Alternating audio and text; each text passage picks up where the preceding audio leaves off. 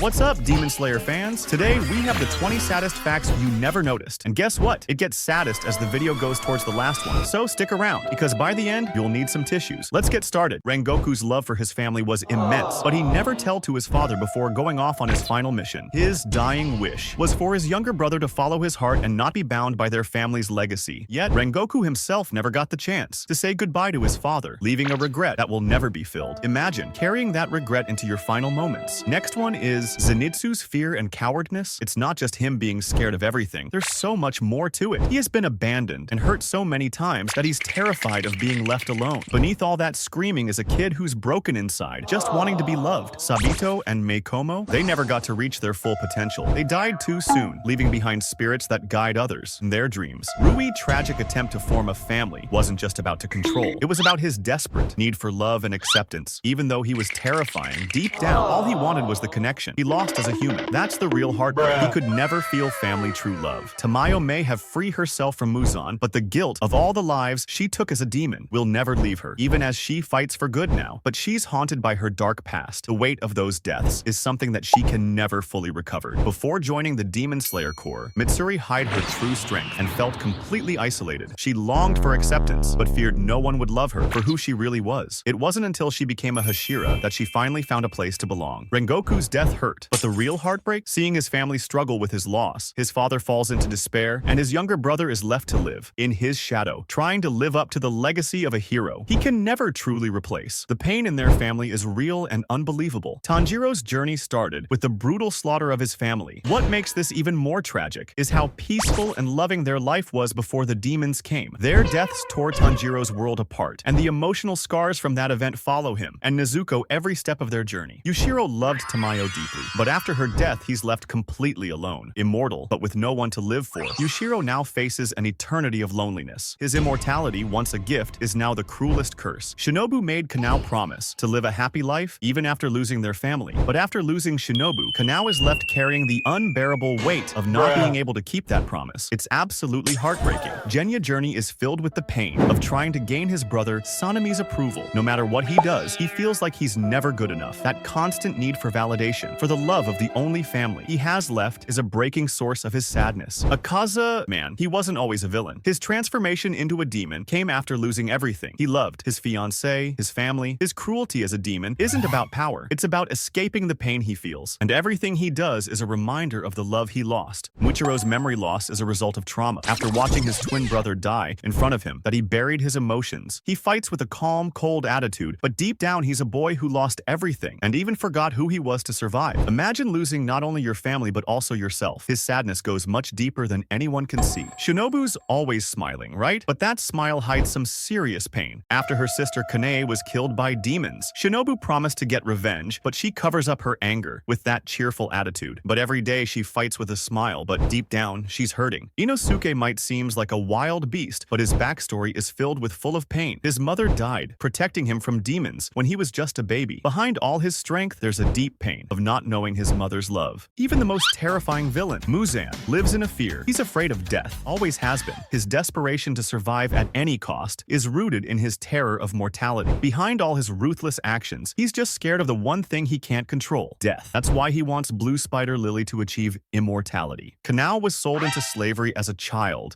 and it left her emotionally scarred and unable to make decisions for herself. The Kocho sisters helped her to heal, but her traumatic past still haunts her, making her one of the most tragic characters in the series. Giyu, oh man, he's carrying some heavy guilt. He survived the final selection, but his friend Sabito didn't. That survivor's guilt follows him every day, making him question if he even deserves to be alive or not. Imagine living with that burden. Every year, young candidates enter into the final selection with dreams of becoming demon slayers, but so many don't make it out alive. Sabito, Makomo, and countless others represent all the lives cut short by this brutal process. And the last one is truly heartbreaking. The Hashiras, the strongest warriors, faces their destiny with unmatched bravery, but their ultimate sacrifices breaks us the most. Their final moments are heartbreaking as they lay down their lives for the future of humanity. Many loved characters fought their final battle in Infinity Castle arc.